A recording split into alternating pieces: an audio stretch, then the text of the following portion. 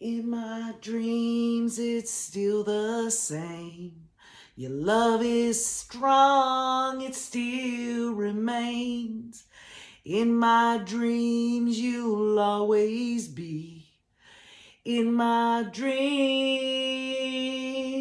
Okay, Rays. Part 3 is here, but my buddy Mary, she had to go home.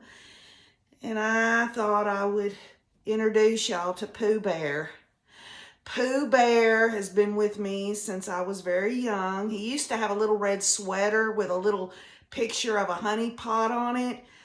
But over the years, it just got, just old. But he's held up pretty good. Oh, KJ loves old Pooh Bear. So anyway, I want to wrap up my personal thoughts on all of this that we discussed at my pajama party. But obviously, I think I've said everything I can say, or can I say more? How about you, Boogie? You gonna come on up here? My cat's down here at the bed looking like he's gonna jump up here with me. But anyway, he might not. He's down there looking at me. And I am having a beautiful, beautiful morning. Sunday morning with the rays. You see the sun's peeking through the window. But I can't talk about everything we discussed without your input. And just as I told y'all last night, I said, there's a reason why I'm doing all this. Sometimes you have to just absolutely accept that there is no way that I could, I can't put this into a story. It's so much more than a story. It's a tragedy that none of us have ever in our lifetimes ever run across. I don't know about you, but when this whole ordeal happened initially, and I realized the magnitude of what was going on, I could not believe that this was what it was going to end up 2 years later, with me being on a channel, me trying to get justice through understanding with all of you.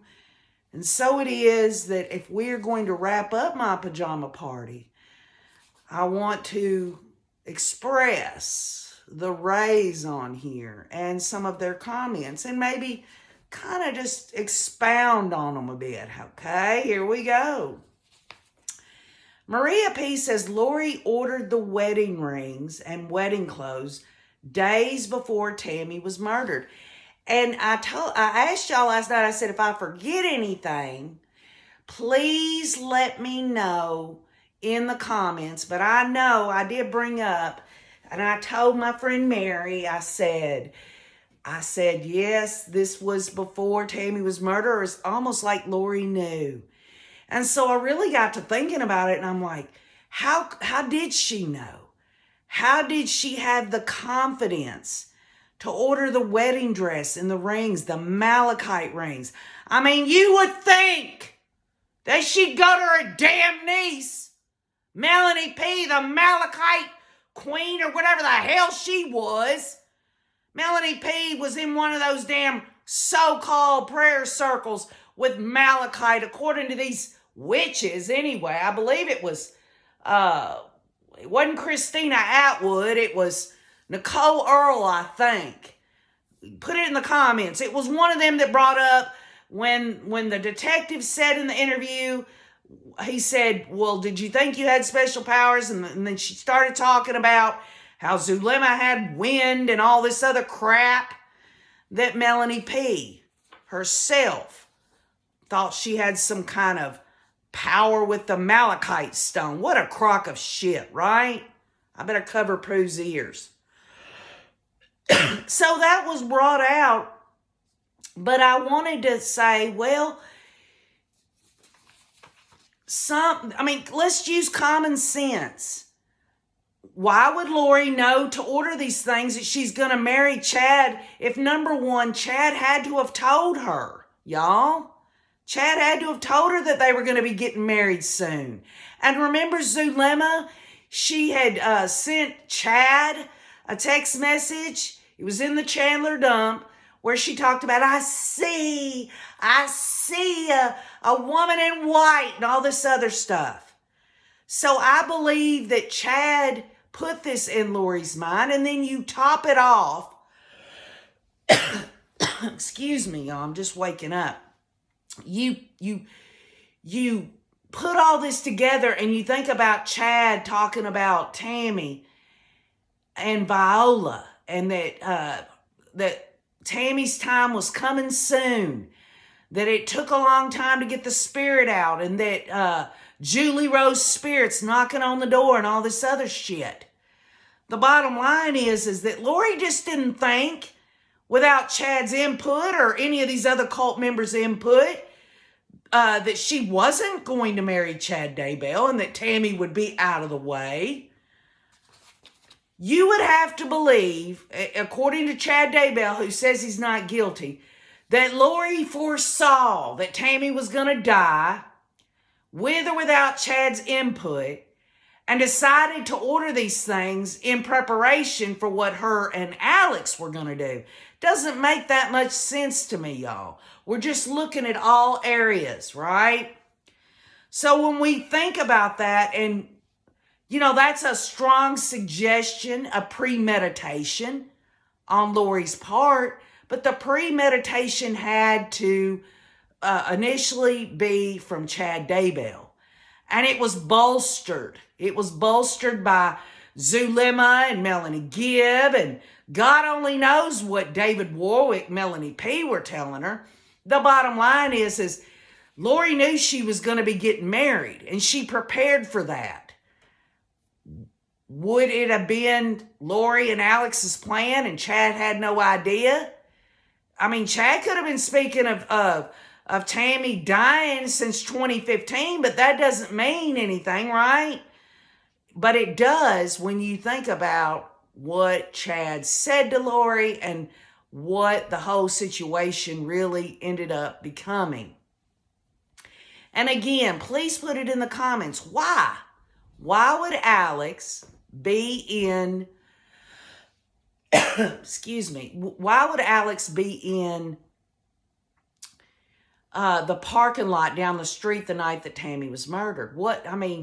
Really, what was that all about? He couldn't have went into Chad's without Chad knowing.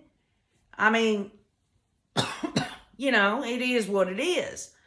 So that was interesting, to say the least. But anyway, then we get to Mickey Kiker, who said, I know I tried to tell the story of this case to one of my friends who hadn't heard of it, and I gave up halfway through it. I could see the blank, confused look on her face. That's when it hit me how bizarre and crazy the whole story is. I liked how you started off with Joseph Ryan, because I believe that's when Lori's cruel, murderous rampage began. Y'all, I'm going to have to get a glass of water. I just got up. Just give me a second. Bear with me. This ain't no damn, perfect world here. Let me just grab my water.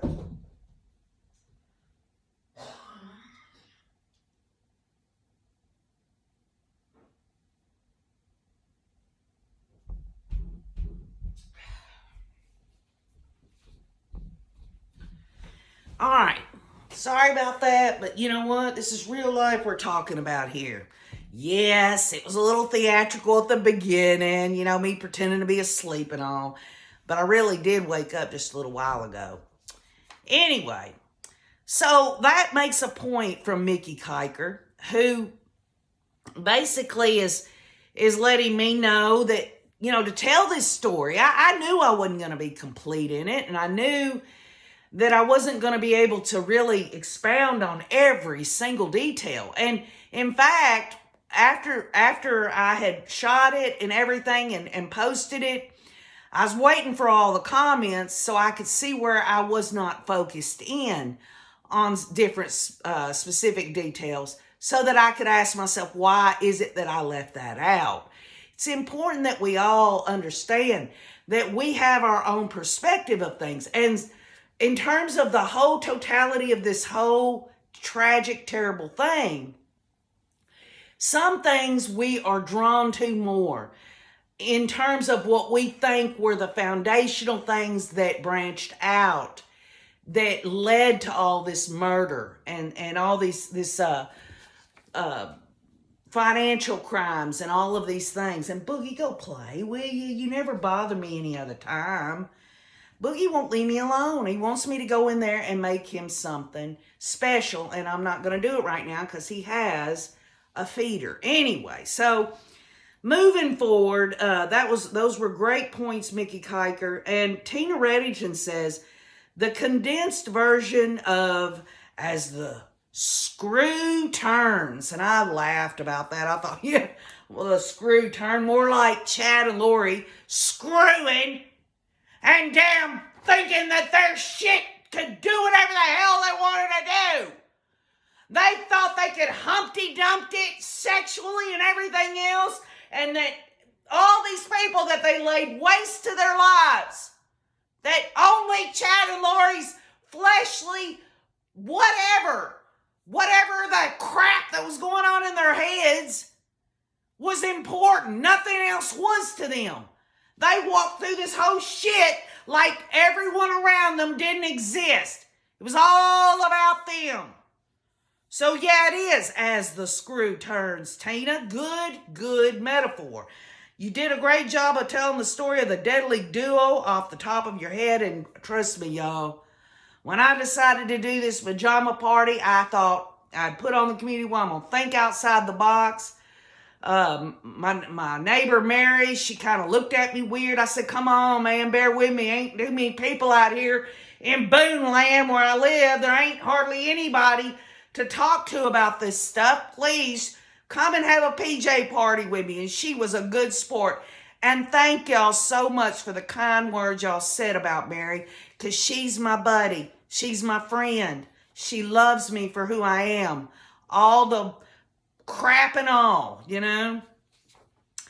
Beach Bum says, KJ and Mary, y'all made my night. That dinner was awesome. Please leave that up, and I will. I'll leave these videos up so that y'all can get that recipe. Trust me, you try KJ's country fried steak with white gravy and twice baked potatoes, and you'll be dang happier than a damn gopher gnawing wood, you know? So, or is it a beaver? Anyway, so thank you, Tina, for your thoughts. And Beach Bum, again, your thoughts as well. But Beach Bum goes on to say, I know Chud and Ho only dream of great meals, cool night breezes, their version of pajama parties, breakfast on the terrace, and warm sunshine. Wow. And look at them now, writing their own tragic ending. And Beach Bum, you are a writer. I like the way you write. You just think about that. We have the freedom, all of us. You have the freedom to visit, 50 million different YouTube channels. You could create your own YouTube channel. You could comment on anything you want. You can go anywhere you want. You can eat anything you want. And Chad and Lori are wards of the state in Idaho. They'll never leave Idaho unless, of course, Chad wants to be buried next to the damn wife he murdered in Utah. I mean, come on. How could anybody allow that man to be buried next to Tammy Daybell? I mean, you know, I guess that brought it out. You stop and think. Just stop and think for a second. Lori and Chad in prison for the rest of their life. They die, okay? Where are they going to be buried? Is Chad going to be right there next to his beloved wife, Tammy? Is Lori going to be buried next to the children? Or is she going to get her ashes put in a damn urn and shipped off to somewhere and not even give a shit? Like she didn't give a shit about Charles and his family. At least we know where Charles JJ, Tylee, and Tammy are going to be spending eternity. Chad and Lori, complete and total separation from God for blasphemy and everything else. And I can say it because these two, all they have to do is confess with the mouth, and the Lord is faithful and just to cleanse them of that. But they're not going to. They're saying they're not guilty. They won't confess to what they did.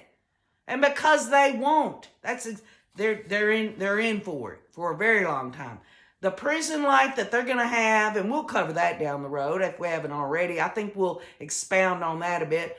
But down the road, these years of being in prison and all that is nothing, absolutely nothing compared to what they're going to face after they leave this earth.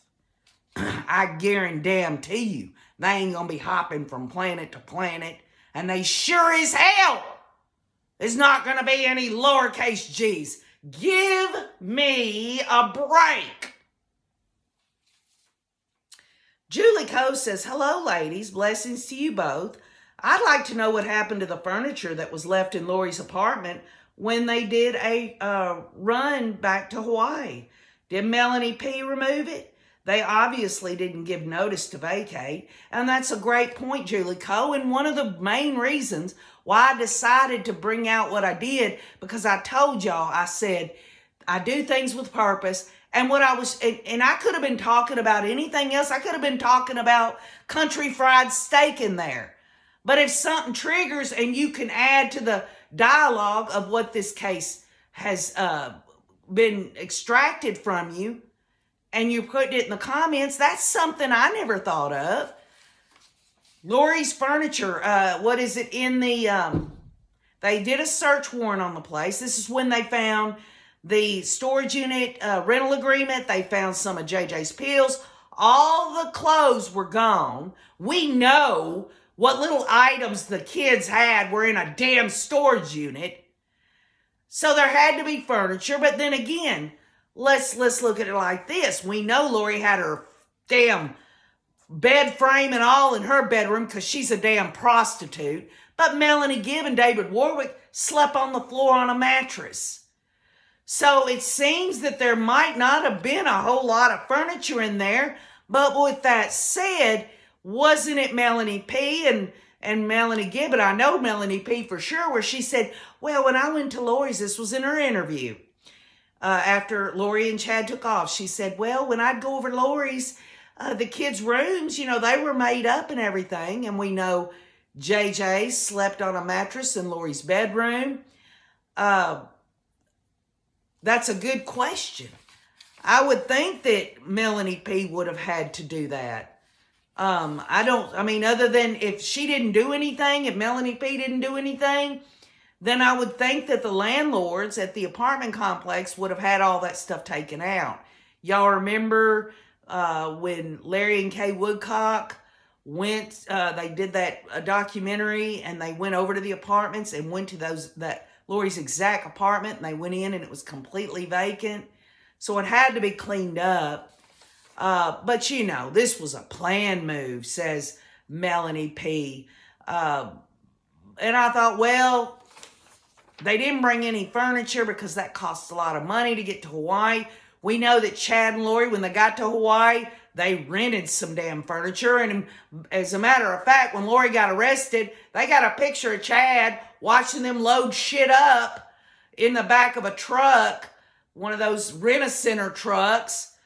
I mean, what really kind of just really bothers me is that those two, when the search warrant was on their little bungalow in Hawaii looking for those children, there was yoga mats, a dresser, there was a bed, because that's really what it was all about for these two nasty ass, horny, evil ass, diabolical people. You gotta wonder, what were they thinking? They were thinking this is our new existence and we're going to put furniture in here to make it more homey.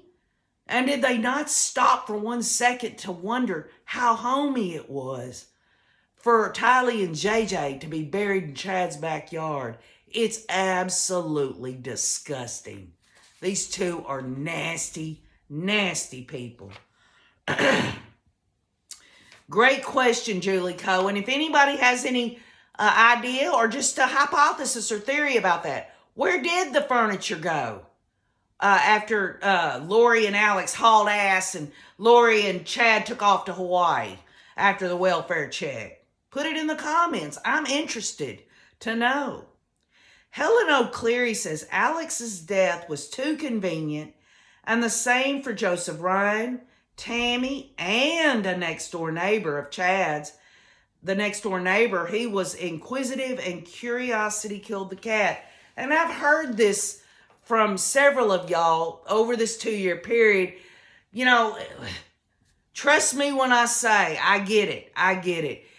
The bottom line is when these people are known to have committed murder on Charles Vallow, the children and Tammy, any other deaths, and I always said from the beginning, I'm like, well, according to Annie Cushing, she was very disappointed that they didn't continue the investigation into Joseph Ryan, and there were all kinds of indicators for that.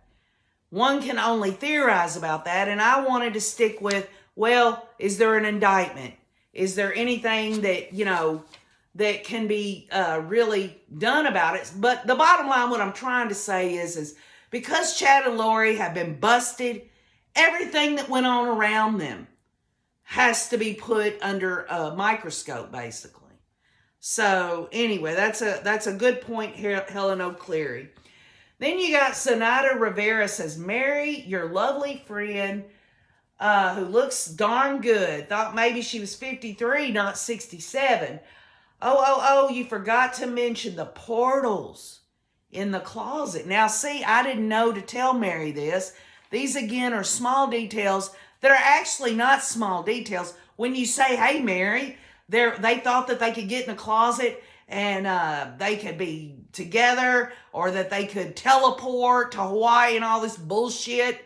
I didn't add that, and I should have. Also, I didn't in my story. I didn't go into all of the different, the castings and stuff, which I should have brought that out as well. But that's a good point, Zenaida Rivera.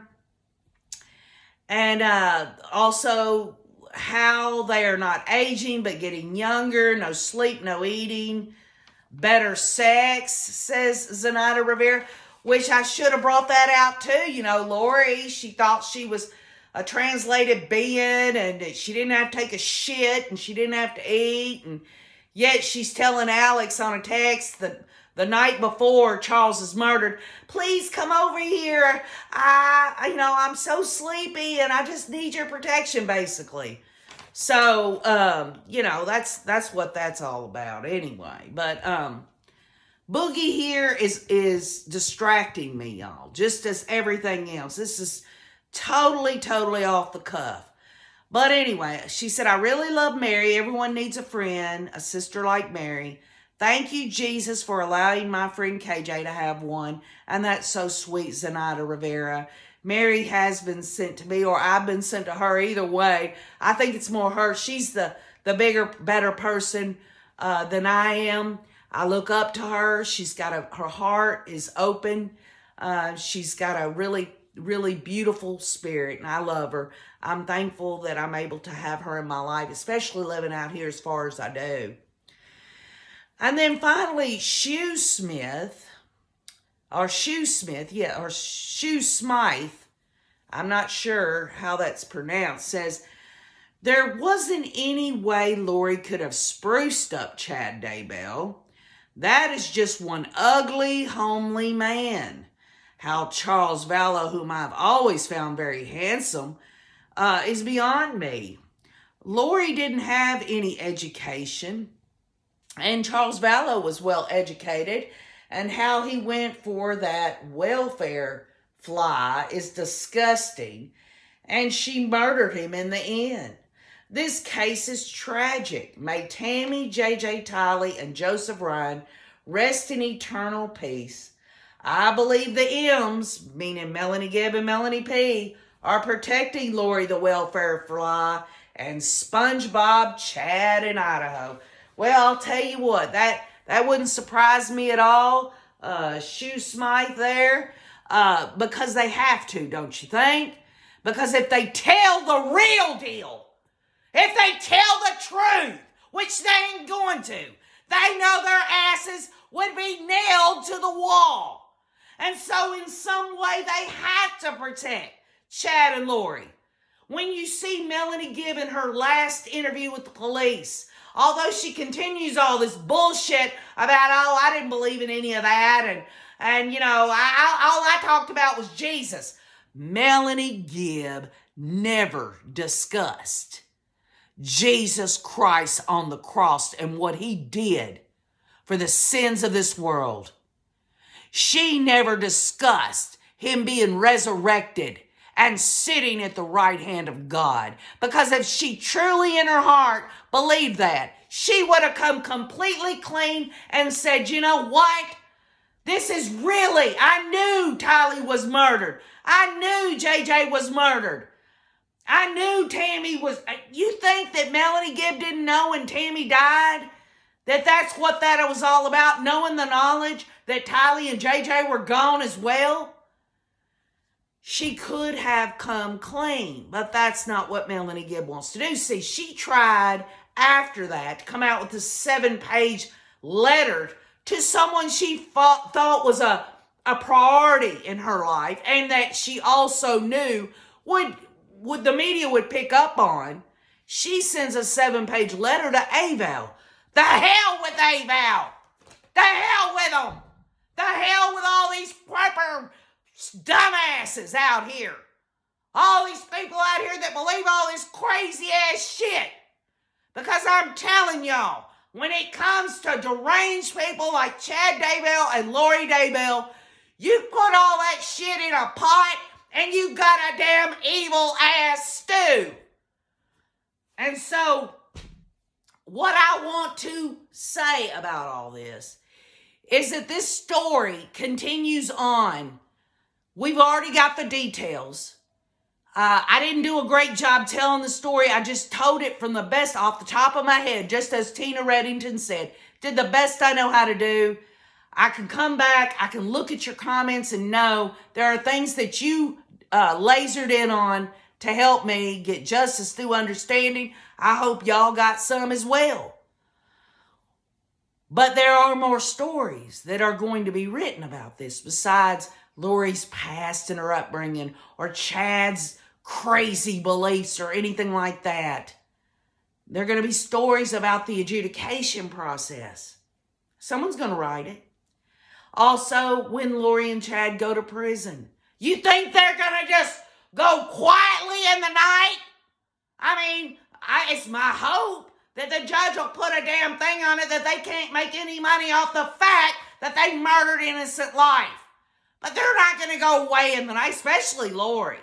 Lori's going to continue to try to give interviews from jail. You can be sure of it. And besides that, we all know her ass is grass in Arizona. You know, and in terms of conspiracy to commit murder on Charles Vallow, will they send her to Arizona to stand trial? Or will Arizona see that she's going to be in jail in Idaho for the rest of her damn life eating damn Idaho potatoes? And that she's never going to leave there, so why spend the money to take her to trial? They might offer a plea agreement so they don't have to spend the money. And speaking of that, I think this is another thing, and y'all know, money does make this damn earth go around. Think about the money that's being spent by John Pryor and Archie on these stupid-ass experts. Yeah, they got to give a defense. Yeah, they got to do what they got to do. The state, they've got all these resources. And you think of all the damn money these media organizations are making off this case. You know, right now, the Alex Murdaugh trial's going on. And many of y'all know who this is. He was a high-powered attorney who, I believe, murdered his wife and son. I'm not going to go into all that. What I am going to say is when that shit gets passed and everything, and April 3rd rolls around, it's going to be a freaking circus. And that hurts me because I know that the family of these victims are not going to want everyone oogling this situation.